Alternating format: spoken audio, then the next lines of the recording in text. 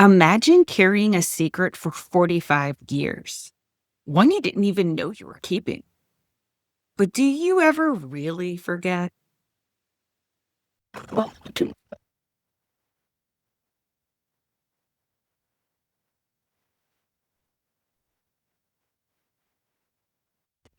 what if the darkest chapters of your life could become someone else's survival guide? I'm Tiffany, survivor, storyteller, and host of True Crime Connections, where we turn pain into power and stories into sparks of hope. Every week, I sit down with someone who's lived through the imaginable and found the strength to speak out. If you've ever questioned your worth, your reality, or your past, you're not alone here, and today's guest proves it. Tonight's episode is one of raw truth, hidden pain, and the powerful journey of healing. Alan Katz kept a devastating secret from himself for over 4 decades. That at the age of 14 years old, the religious the religious director at his synagogue sexually abused him. For years, that buried trauma quietly poisoned his confidence, self-worth, and sense of safety, until the weight of that silence became unbearable. But Alan's story doesn't end in darkness. It's about reclaiming power, finding the truth, and choosing to live, even when it feels impossible. Alan, I want to thank you and your courage, your voice, for being here, and I am so honored to have you on. Tiffany, it's my pleasure to be here. Thank you for allowing me to be here with you. Of course. You were the creative mind, producer, and writer behind Tales of the Crypt. Anybody in my generation knows exactly what that is. Oh my gosh. It was a series iconic for its dark humor and moral reckoning, darkness, horror, and twisted justice. But looking back on that now, do you think your storytelling was a way of processing your own pain or past experience?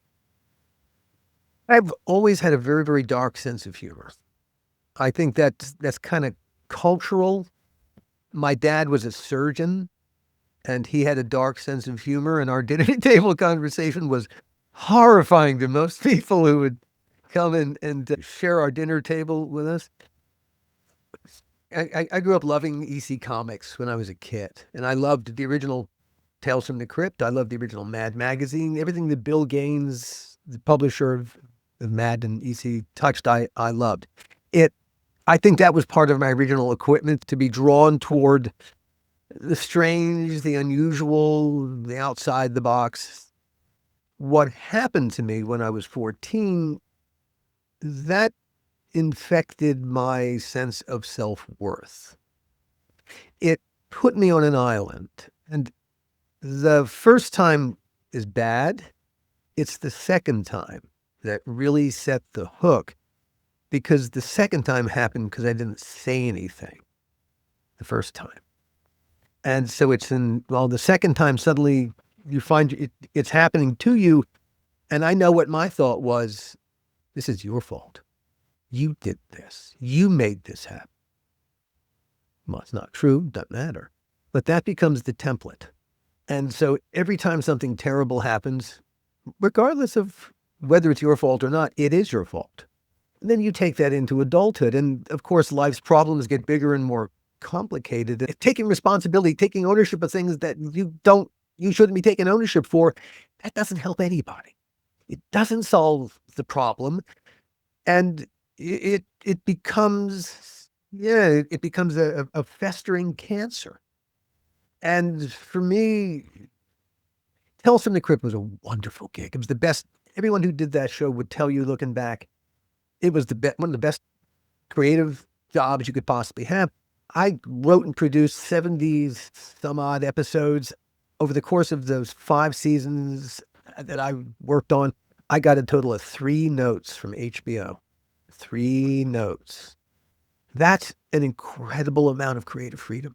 And everyone working on that show had creative freedom to have our vision, to tell the story, and to do it the way that we saw it collectively. A wonderful gig. All those seasons of Crypt. Gosh, it worked out so well that Universal Pictures said, hey, do a couple of movies. And Let me go back a step. I went aboard in the third season.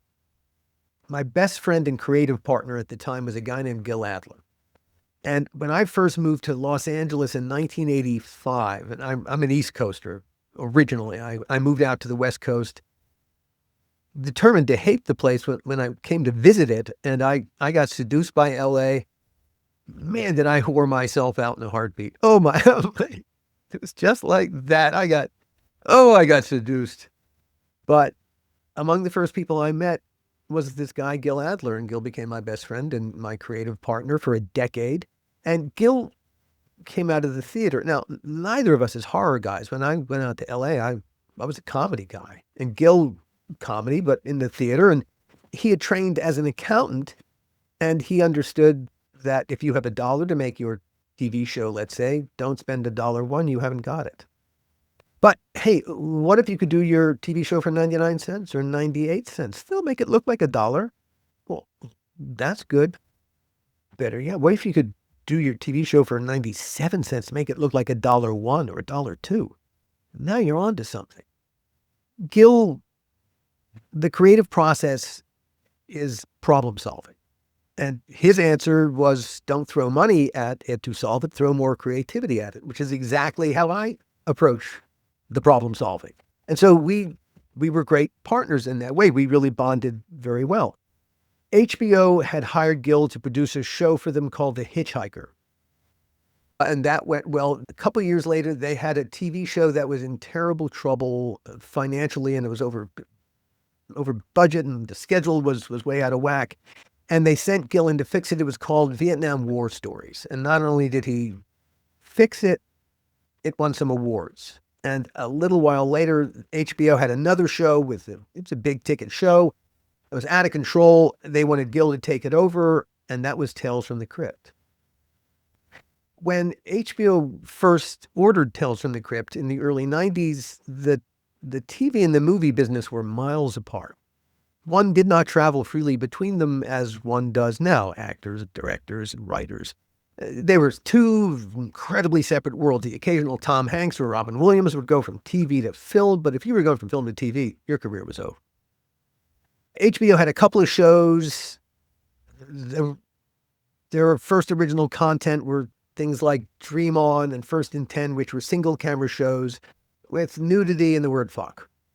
You took that out. It was basically just network ready single camera shows.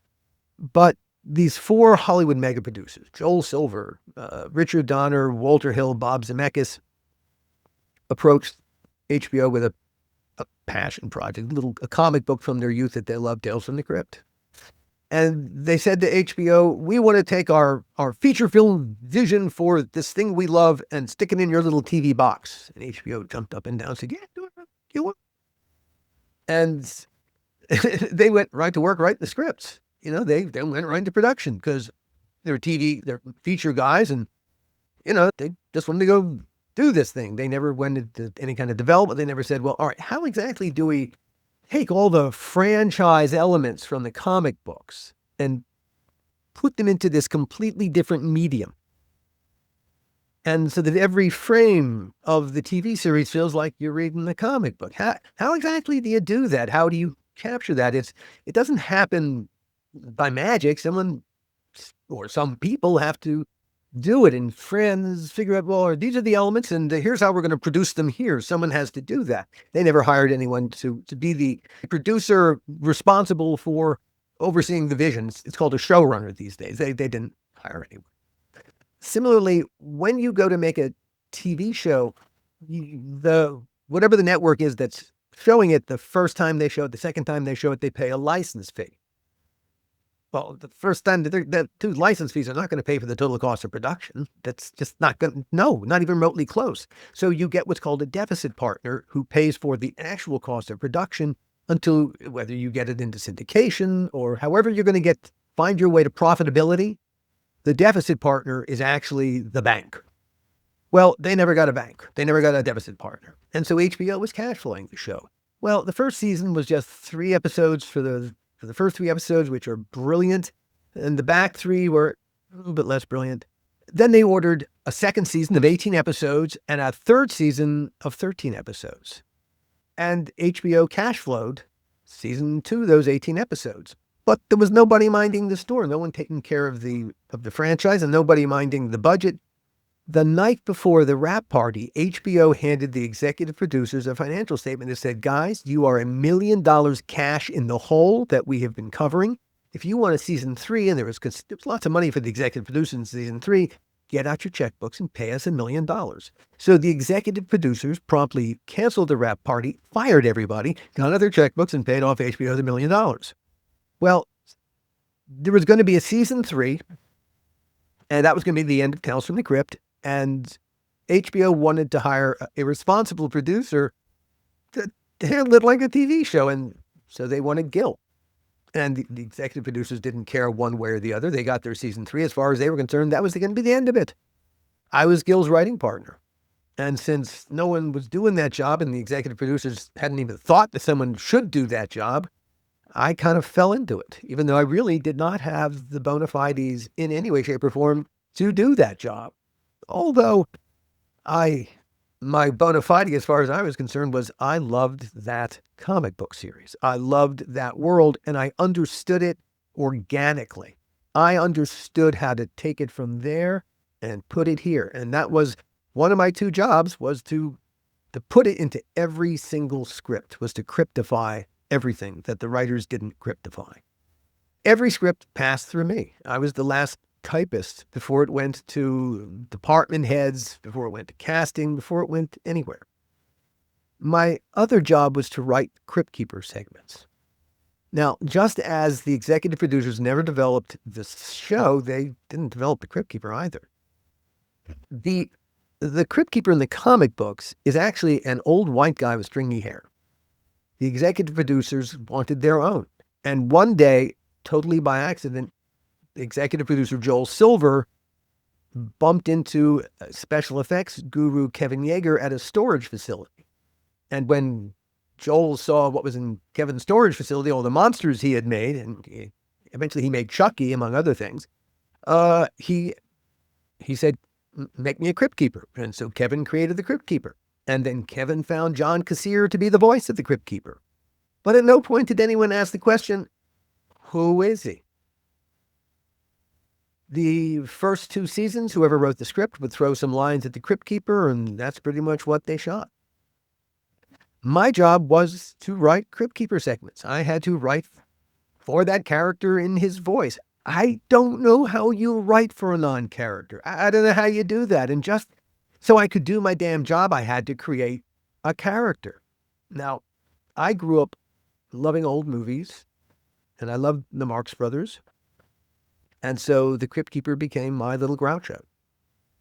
And having to fill in with a personality and being a writer and therefore somewhat lazy, I reached for the closest personality at hand, which was mine.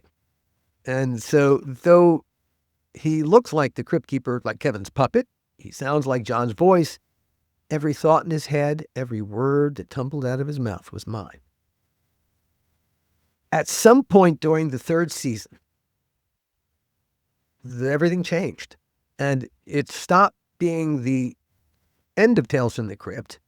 And suddenly everyone saw the value in the franchise. Now, in part, that was because we reinvigorated the franchise in the stories. We also went after the biggest names we could get, so that we, again, got back to being, we're not TV or HBO, for Pete's sake.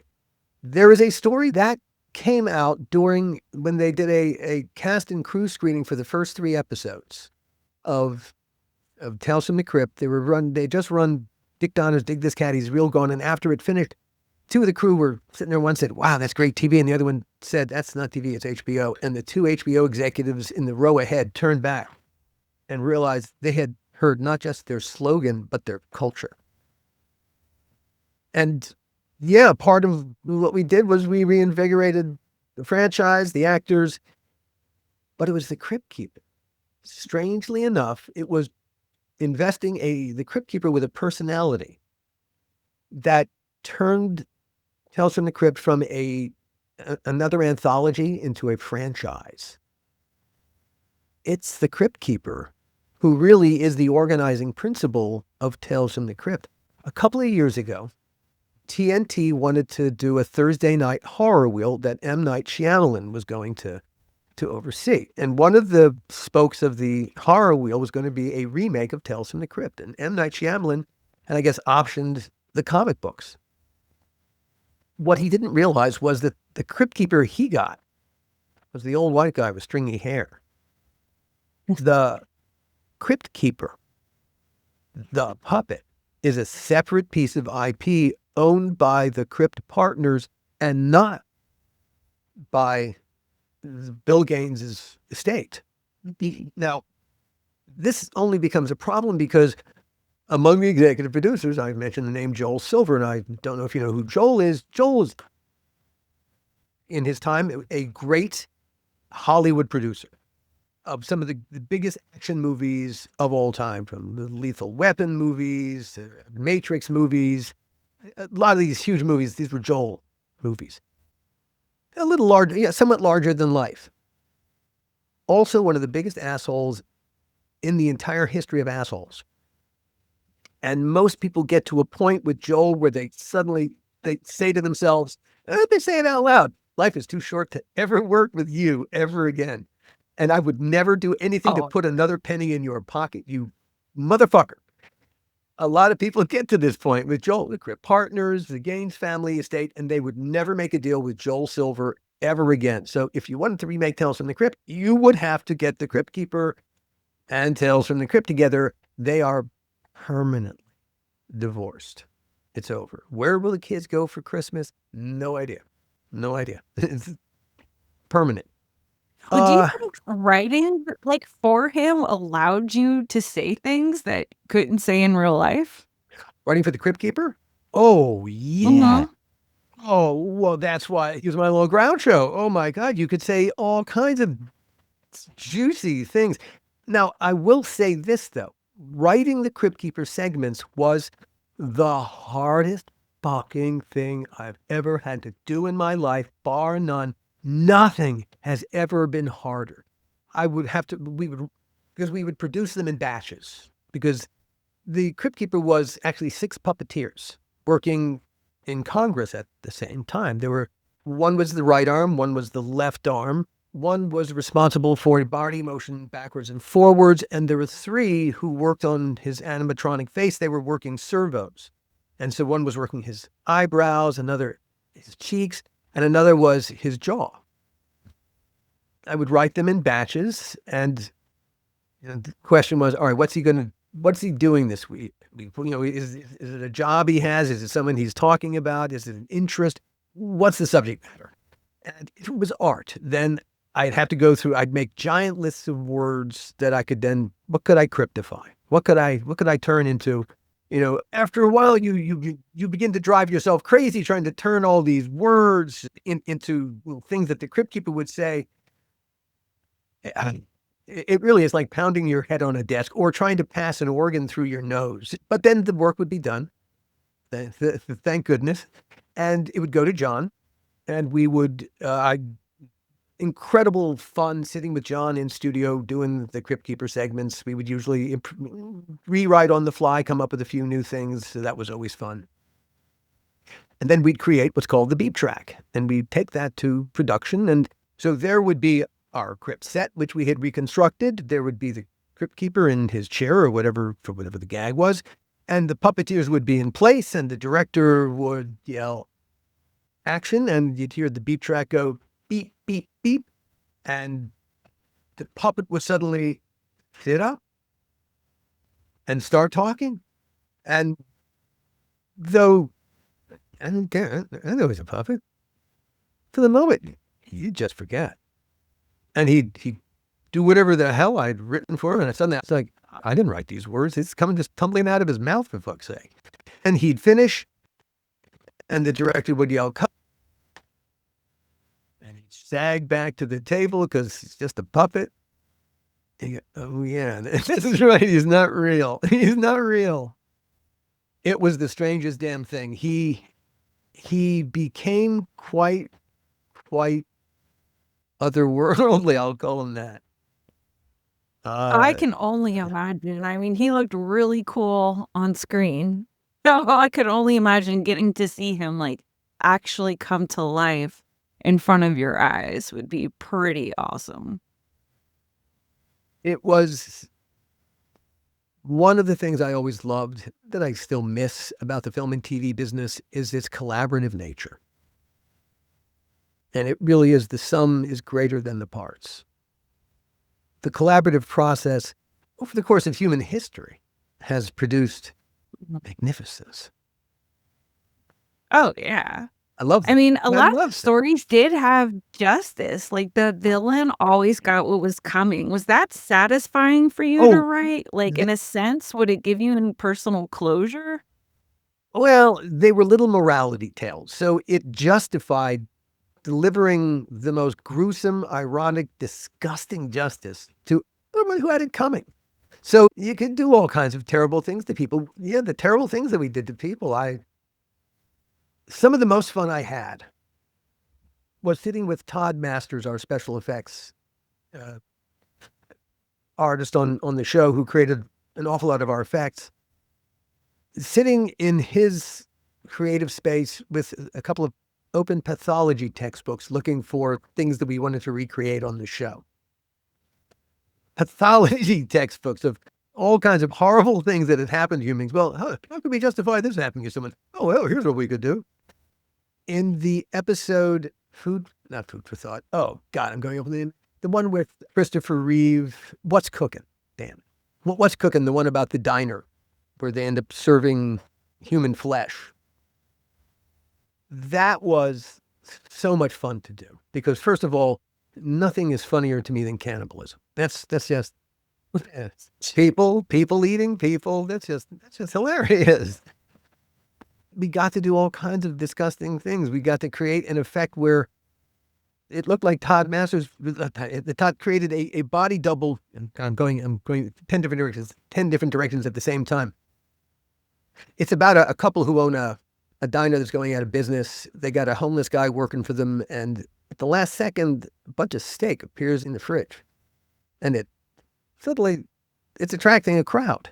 Well, it turns out this steak that people love, it's human flesh, and the first person where all the steak is coming from is the landlord who was trying to evict them, and the person who killed them is the homeless guy working for them, who now, hey, I might have killed him, but you're the one who served him up. And so because he's got them now under his thumb, they're all in business together. And so it becomes incredibly successful, and it's more than the Christopher Reeves character can stand. And so finally he decides to bring the whole thing crashing down. But it's the landlord who we see being cut up in pieces was played by the singer Meat Loaf. I used to love him. Life is a lemon and I want my money back. Yeah. Meat Loaf, it's funny. When I was in college, man, the Bat Out of Hell was what we danced to. And so I had there are a that lot, CD. there were a lot of people that I got to work with on Crypt that when I was younger, if you had told me, yeah, you're going to hire Meat Loaf. You're going to hire him. I'm going to hire him? I'm going to hire him? What are you talking about? That was madness. But we hired Meat Loaf to play the landlord. And the reason that our casting director thought of Meat Loaf and why we said, yes, Meat Loaf, in addition to the fact that it was funny to hire Meat Loaf in an episode about cannibalism, was the fact that he was a heavy-set guy. Our mind image of him is a rather heavy-set guy. And so to do a body cast like that takes a long time. It takes about a week to 10 days, really. You need a month to make sure that you're going to get it right. Well, we cast Meat Loaf a week before we started shooting, but we knew we were going to have to do this, and we knew the idea of Meat Loaf was out there. And so Todd Masters, our special effects master, he found a body double and cast, Meat Loaf body is using this double. The day before he is to work, Meat Loaf comes in for his wardrobe fitting. And lo and behold, he's been on a crash diet. He's lost 85 pounds. Holy cow. And he's really proud. He's really proud of the hard work it's taken to lose 85 pounds. And when he sees the body double that we have of him, it's like, oh, that's not what I look like anymore. And he was quite distraught, but he was good about it. He understood our conundrum. The place where I think he really, for a second, thought, "Oh, I ain't doing this." Well, in order when he's on camera, his body in his wardrobe has got to look like that large carcass is still his. And so, in order to make the wardrobe look right so that it would match, he had to wear a fat suit. Not what he thought he was going to have to do. There he is. Oh, man. Feeling all good about himself. We're going, no, man. We can only think of you this particular way. But hey, yeah. Well, you guys might have instilled some trauma in him.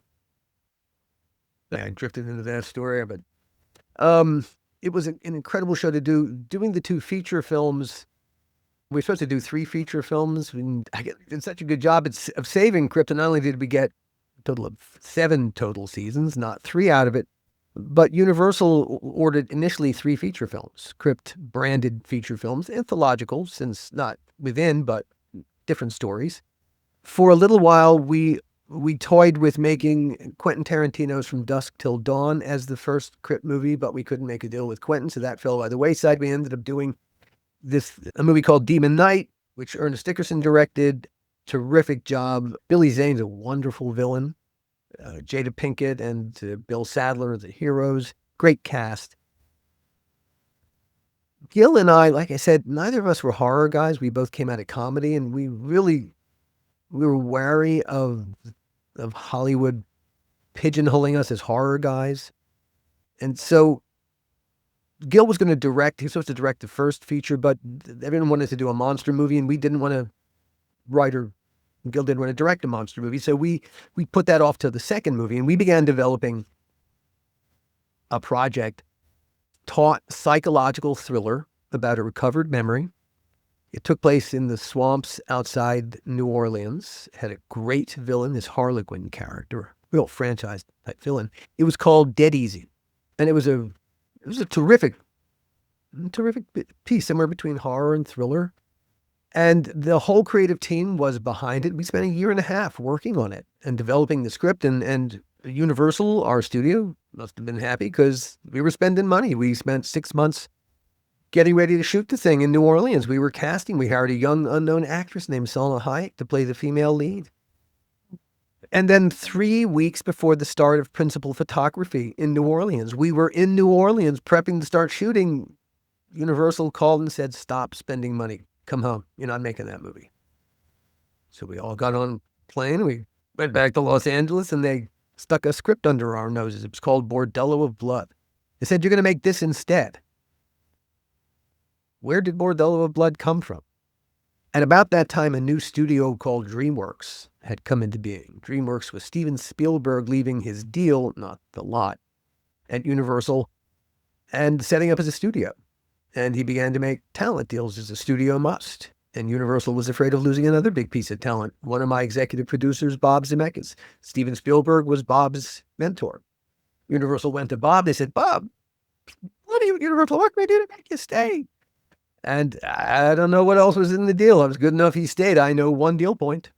Universal Pictures agreed to buy the first student script that Bob Zemeckis and Bob Gale, the future Back to the Future writers, wrote when they were still students at USC for $500,000, a student script, $500,000 as a deal point, just a reason for Bob to stay. Nothing to do with us. But then Universal began to think to itself, well, wait a minute. Are we just going to eat this $500,000? Wait a minute. Bob's about to executive produce this other horror movie, this Dead Easy thing. What'd that script cost us? What, $50,000? Fuck that shit. Take it out of their budget. Guys, you're going to make Bordello of Blood instead. Hey, it's got Bob Zemeckis and Bob Gale's name on it. It's bigger than Katz and Gil Adler's name, right? And hey, your release date hasn't changed. You still start shooting in 3 weeks. Get to work rewriting this thing, guys. Get to work. And so the entire creative team, we went from making a project that we had been devoted to, that we saw as career change, well, hopefully would be career changing in some ways, that would show how multi-talented we all were, and We went from that to making a student script because of a deal point. Well, once that decision got made, and once we started making a movie that, seriously, nobody making Bordello of Blood, nobody wanted to make. Do not be surprised when every day becomes stupider than the day before it. And that is exactly what happened. It was, and I was the producer of the movie. And hey, I got paid as producer, but I didn't want to be there. And I could have made it easier for everyone than I did, but I didn't want to be making that movie. I didn't want to do that. And all the creative decisions suddenly became the wrong, the worst, the stupidest. Why would you do that? Literally, it became my personal Waterloo. We did not make our release date, not because the movie wasn't ready, but because Universal didn't care anymore. And they dumped us the following August, the doldrums. By the time the movie was released, Gil Adler and I were no longer on speaking terms. Best friend, my creative partner, and I did not speak for 25 years. The animosity was really nasty.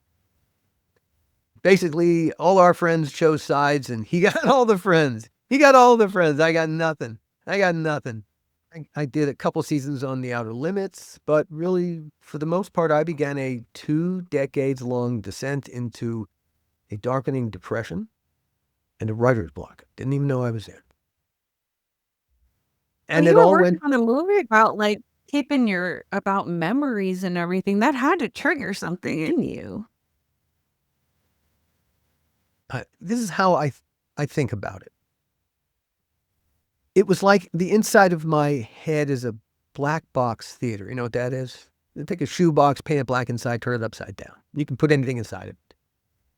My head, inside my head, I'm hypomatic. There are 1,000 things going on. There's movies being projected on the walls of the shows and light shows and singing and dancing. Oh my God, there's a cornucopia of crap going on inside my head.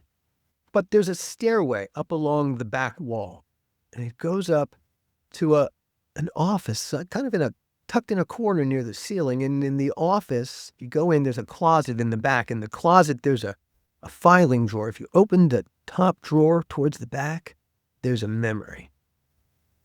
And it's a light. Now close the drawer.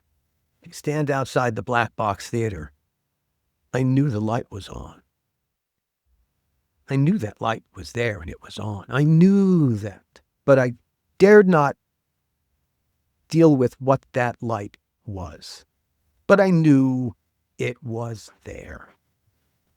Well, I just didn't know if like working with some of these kind of similar subjects with what you were dealing with on a like unconscious level, like maybe did you see any signs that your subconscious was trying to tell you like long before your mind caught up?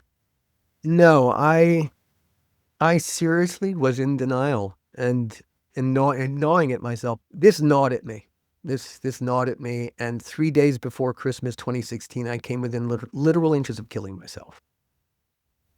I knew I was in a very bad way. I knew I needed to be medicated. I knew I needed a mood stabilizer to deal with the incredible self-loathing. And man, anything could set off. Just in 2016, and up until recently, I was very engaged in politics, and so yeah, anything could set me off, like a explosion in my gut. It would like a lava plume rising through my throat that would explode out my mouth, and then oh God, there goes Alan again.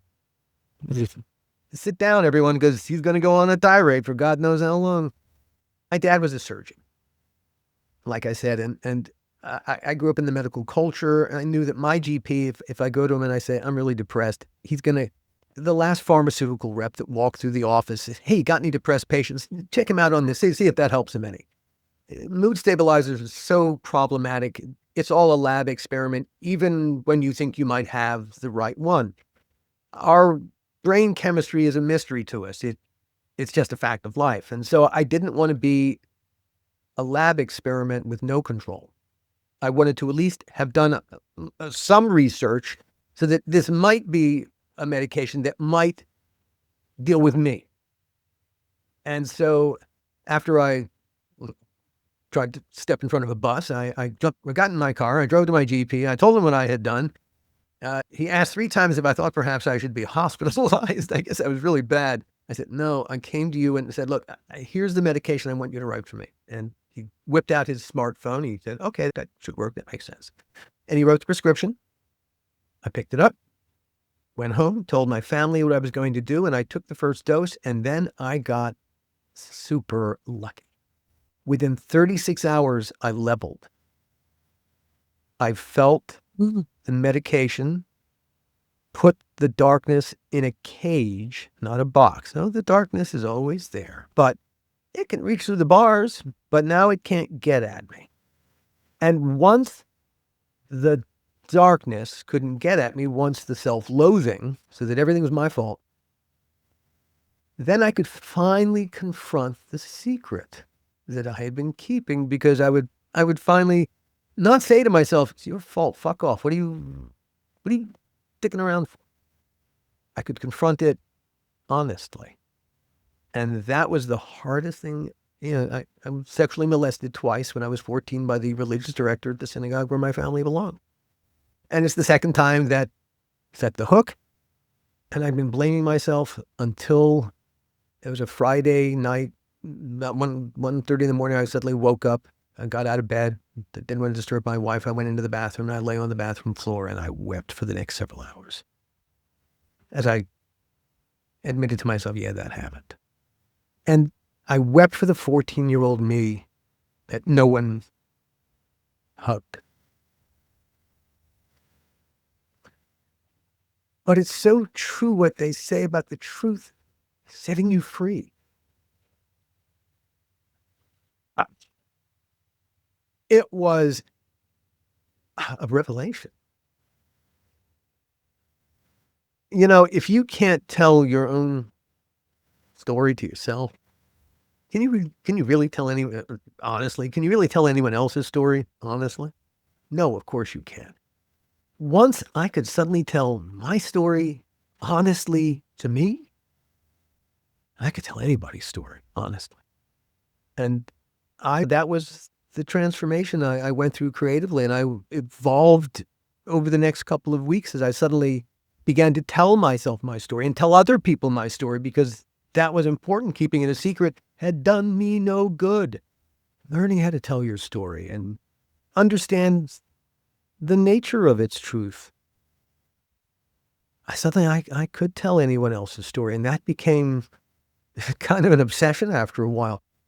During the pandemic, a Tales from the Crypt fan group had formed. 3 dads from different parts of the country. It was called Dads from the Crypt. And they reviewed all the episodes of Tales from the Crypt and gave parenting advice. One of the dads, Jason Stein, reached out to me and he said, hey, we're going to be reviewing one of the episodes you wrote. You want to sit in with us? And I said, yeah, that sounds like fun. And it was a blast. We had a great time.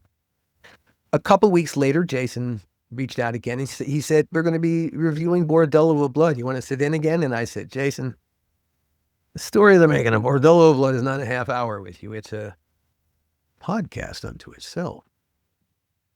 And that was the birth of my first podcast, the How Not to Make a Movie podcast, the making of Bordello of Blood. And the first season is the telling of the story of the making of Bordello of Blood. But the goal was to tell the story with balls to the wall honesty. There were 3 people I wanted to call out. Me, as I mentioned, I think I failed as a producer, and I needed to take ownership of everything. It was important to be honest about everything. One of the things that almost happened, before I almost killed myself, I had convinced myself that my family would be fine. There was some insurance money that, the money and, I wasn't worth anything anyway. So in time, they'd get over me. That there is some serious bullshit. There is serious world bullshit. And when I realized after the fact that I'd come within inches of bullshitting myself to death, I actually thought that was hilarious. And one of the things that I set out to do was to, okay, you almost that was bad bullshit. Is there any other bullshit that's holding you back, my friend? And I began to take a serious look at all the other bullshit that was holding me back from everything else I wanted to do and be. And there was a shit ton of it. And so I devoted myself to, well, I wrote a book. I'm living the last chapter. It's called How to Live Bullshit Free, a Practical Guide to Not Killing Yourself. And I'm living the last chapter. I'm hoping to finish writing the last chapter this year and get it out. I'll self-publish it. Yeah, it's living bullshit free. And I only deal with my bullshit. There's so much of mine I still got to deal with. I don't have time to deal with the rest of y'all's. Hopefully y'all will deal with your bullshit and I'll deal with my bullshit. Everyone do your own bullshit. I think the world would be a happier place. Now, we are living in a golden age of bullshit. It just so happens. So it might be a good time to get that message out there. Oh, for sure. I even had to own up my own bullshit and be like, listen, you got to sometimes have hard conversations with yourself and put yourself in check. I put myself in timeout, and I'm not allowed to come out until my mood is changed. Where to God I do that? We are so in control of more things than we understand. Doing the first season of the How Not to Make a Movie podcast, Entertainment Weekly called it the best film podcast of 2022. And Clark Collis, who wrote those very kind words, told me it was because of the honesty of it. And like I said, the honesty in the storytelling process became kind of a fixation. I had a friend who I grew up with in school who approached me. He wanted to write a screenplay or a TV series, something that actually happened to him, absolutely 100% true story. And when he told me the story, I said, you do not want to write that as a screenplay. I said, first of all, the difficulty of getting it made, which I described to you, especially the subject matter of his story, there was no way you could tell that story honestly going through anything other than a podcast. And which is what I said, we should do this as a podcast. Let me help you tell this via a podcast. And that became my first story podcast, The Donor, a DNA horror story. My friend, let's call him Hal, he worked his way through medical school in the mid-1990s as an anonymous sperm donor. Jump forward 27 years, he was a successful radiologist. He joined 23andMe, curious about his health genes. Never occurred to him the ramifications of adding his DNA to a growing DNA database. He lost his donor anonymity, and suddenly 7 total strangers found Daddy. Except 6 of them had no idea their actual biological father was Hal, a sperm donor. Now, in researching that project, I had never heard a story like that in my entire life, and I got a taste for weird fucking stories, right? I got a taste for weird. I could never make this story up in 1,000 years, and there's a thing called genetic sexual attraction that pokes its head up.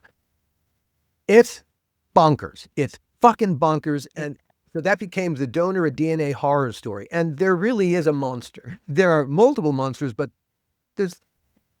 in my mind, it's a monster story in multiple ways. In doing the research about donor-conceived people, one of the people who very kindly agreed to give me background was named Donna Hall. And that's how I met Donna. Donna gave me background, and when Donna told me her story, and Donna learned when she was 40 that she was donor-conceived, but her story is bonkers than the donor, for fuck's sake. I mean, you can't even keep the layers straight. It's so, the first time that she began telling me, I said, that's a fascinating story. You sound like a podcast into yourself. But it was because it's so hard to tell that I couldn't wrap my head around it. It took a couple of conversations to understand the enormity of Donna's story. That's the thing that's almost hard to wrap your head around. This is a lower tier crime family putting people on death row for bullshit. Oh, yeah. Mine was on the floor talking to her. Oh, my God. Like, you're making jewelry to set people up. Like, whoa. So many layers. Phyllis is an amazing character. I'm also doing a podcast with Herb. attack Donna's brother. It's called One Summer Lane. It's about the house where they all grew up in, the House of Horrors. And among the people that Herb says he can get me is that he can deliver Phyllis. I so want to interview Phyllis. Now, I did a small interview with her the other day as part of another podcast I'm doing with a journalist named Tom Lowenstein, the guy who wrote the book that hit Donna to the fact, The Trials of Walter Ogrod. I'm doing a podcast with Tom Lowenstein about the whole John Hall story, from start to finish. This guy was a true criminal mastermind. Truly a criminal mastermind. Hey, he was the Philadelphia Police Department's favorite snitch. He tapped into their corruption. He didn't make them corrupt. He just made them more corrupt, because they bought into 25 different people, ended up in prison because of confessions. Just look at the numbers, man. How could one person possibly just really, it defies all logic and, even more importantly, decency. If humanity, I mean, you're literally taking people's lives, making them criminals for acts they never even committed. Like, one was on death row. Like, you're going to die for something you had nothing to do with. Walter spent an additional 5 years in prison awaiting trial. And so he actually spent 29 years in prison for a murder he had nothing whatsoever to do with. And I've had the pleasure of talking to Walter too. And it was while I was telling Donna's story. Well, I was telling Hal's story, but Donna's story iced the cake, that I suddenly realized I had become the thing I always wanted to be when I grew up, a podcaster. I found that storytelling in this medium beats any other medium I've ever worked in. You can really tell the whole story as granular as you want. You got to be, hey, it's up to the audience. If you bore the audience, they'll walk away. They won't listen to the rest of your story. So you can be as granular as you like, but you got to find a way to keep the audience engaged. And so, yes, it's a constant challenge to your storytelling. The challenge is make great content. My little company, Costard and Touchstone, I have 4 podcasts out in the world right now, and like I said, a dozen more in various stages of production. Our mission is to make the world a better place through storytelling. And I honestly believe that is one of the few things that can save this forsaken, forlorn place that we all live in. But it's the power of storytelling. I know it saved me. I've always been grateful to Hebrew school for making me the atheist I am today. But I do understand what people mean when they say they are born again. I feel like I have been born again in that way, in a life way. On the other side of survival, of getting through what someone else has done to you, if you can, and it's a struggle.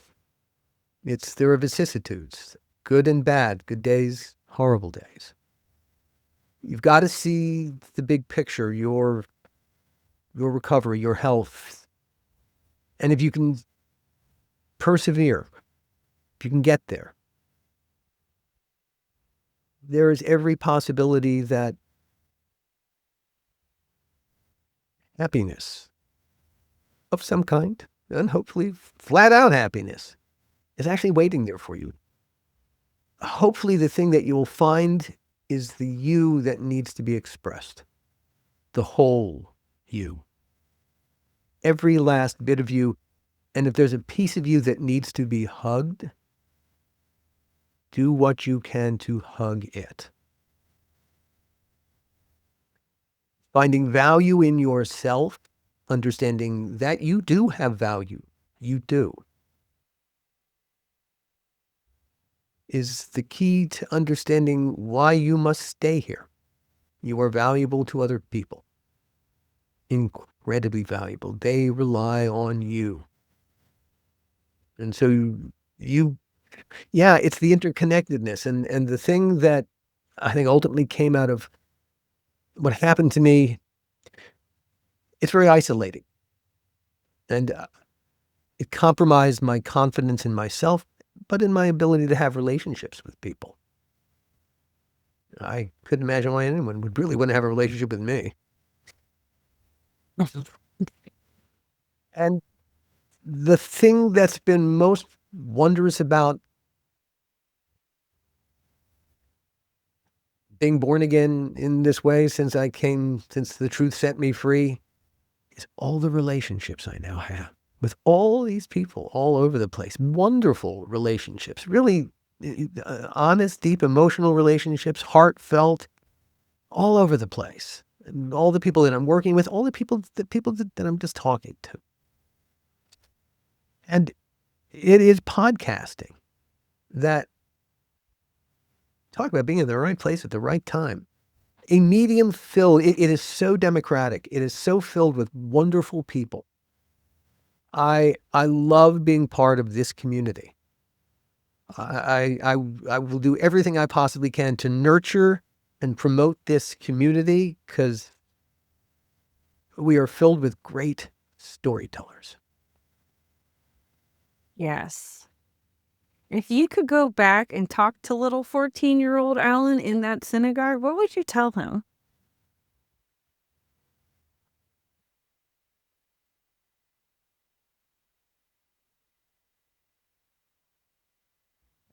If it's the first time, tell your mom, tell everybody, and insist that they go to the police, because you're not the only person he's doing this to, most likely. He's doing this to a bunch of other 14, 13-year-old boys.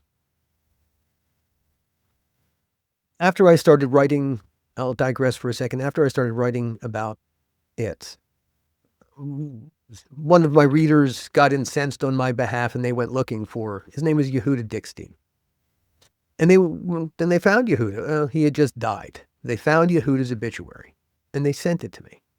And I'm so glad they did, because I would never have searched it out. But reading Yehuda's obituary, I suddenly understood Yehuda.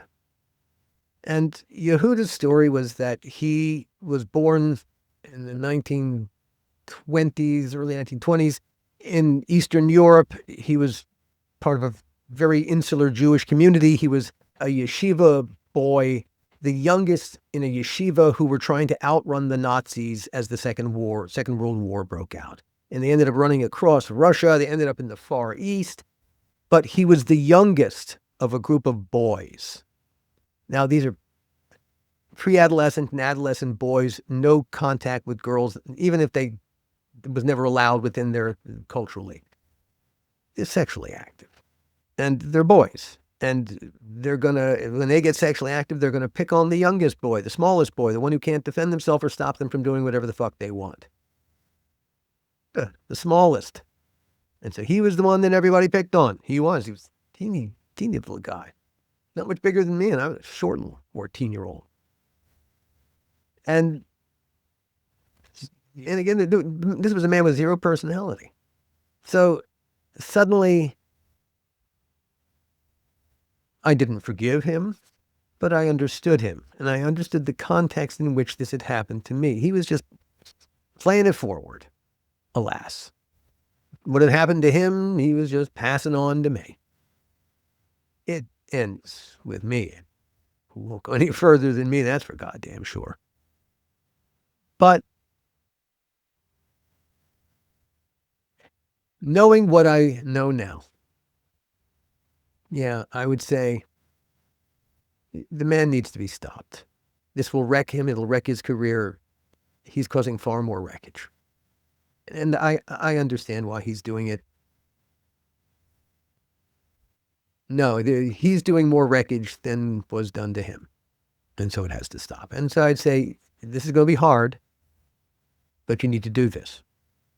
And 66-year-old me will On the one hand, we'll thank you. On the other hand, I won't be here. I will not be here because you will have lived a very different life than I lived. But that said, I would not be here having this conversation with you if I had not traveled the road that I traveled. You see that a lot. People who were victims themselves become predators. And that's why the cycles have to break. They have to know that they can talk to someone. You got urges and you notice it, go talk to someone. Try to see if you can work it out so you're not hurting people, because then you're just leading this next person down a road of destruction. It's crazy. It's crazy and it's selfish. Mm-hmm. I think one of the reasons that our country failed as a democracy, and I think we have failed as a democracy, is because we never taught people how to be a democracy. We kept teaching everyone about the benefits. No, the benefits, you get all the freedom, you get the bite, you get to this, you get to that. Yeah, but everything, those benefits comes with a responsibility. Responsibilities are part of the equation. Voting isn't just a benefit, it's a responsibility. That's how democracy works. If you can't handle the responsibilities, maybe you can't handle the benefits either. We never taught respect for this thing. And so it was very easy to let it go, to not give a fuck. Someone else's problem, I don't care. I think teaching people to be responsible for themselves and their actions, when they deserve to be held responsible for their actions, of course. But it was very important in telling the story of the making of Bordello of Blood to take ownership for every terrible decision I made. And I made a lot of terrible decisions. But you can't ask other people to take ownership if you won't. If you want the world to be more fair, start by being more fair yourself. You want the world to be more responsible, start by being more responsible yourself. You want the world to be better yourself. You can do all these things. We all have these within our power. We do. That we don't, there's plenty of intellectual laziness about. It's easy. It's the easiest way to be. It's understandable. It's hard work. And being good is hard work. But yeah, the benefits, if you want you have to give respect. So, and you have to earn respect. mm-hmm.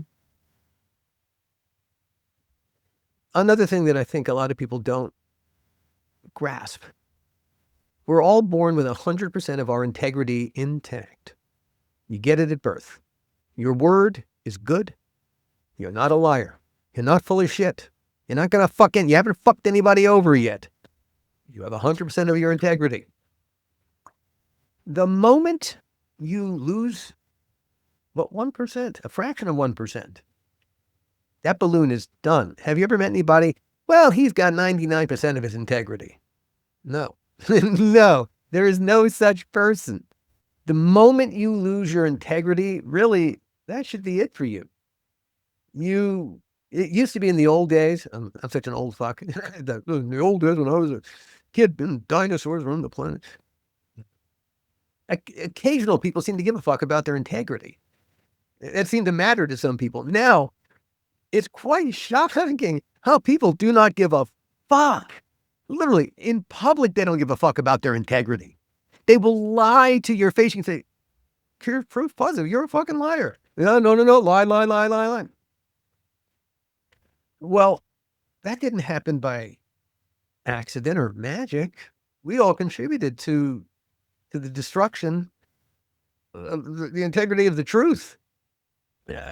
Holy cow. Nobody, alas, is entirely blameless. But the solution to our problem starts with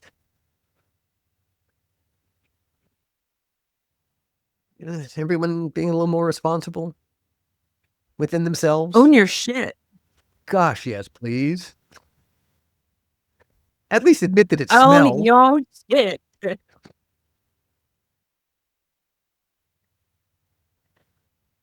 I think that's great life lessons. For real. And anyone listening, if you know you need to share this with somebody, please do, because we all got some shit that needs to be just owned. I mean, come on now.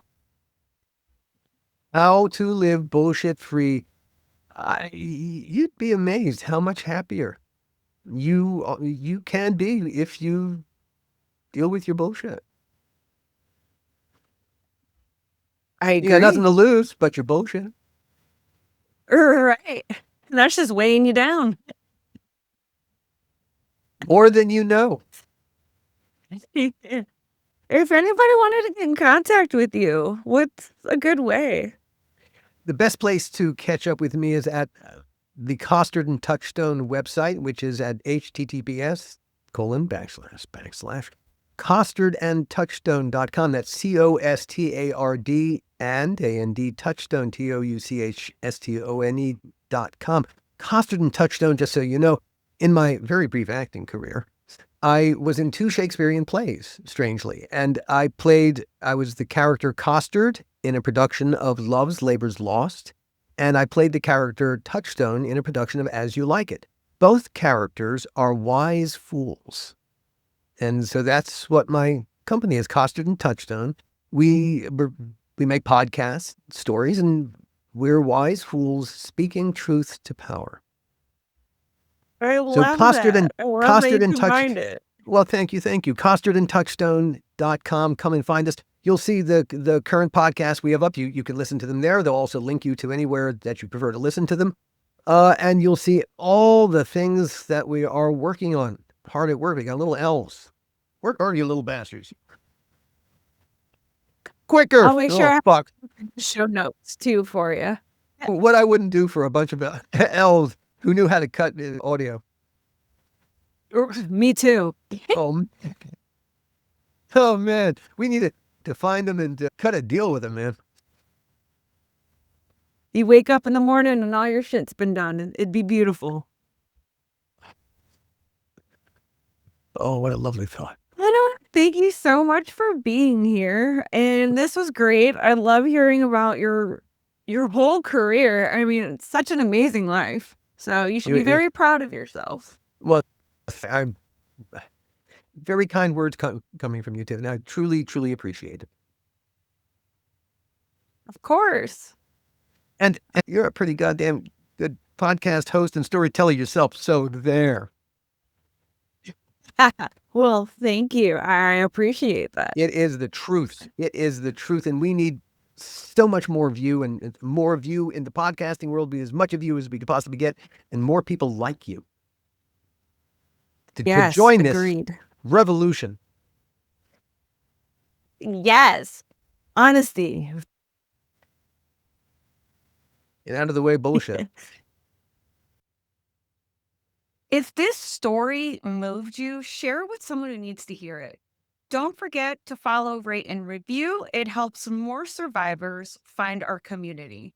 Do you want to be part of the conversation and share your story?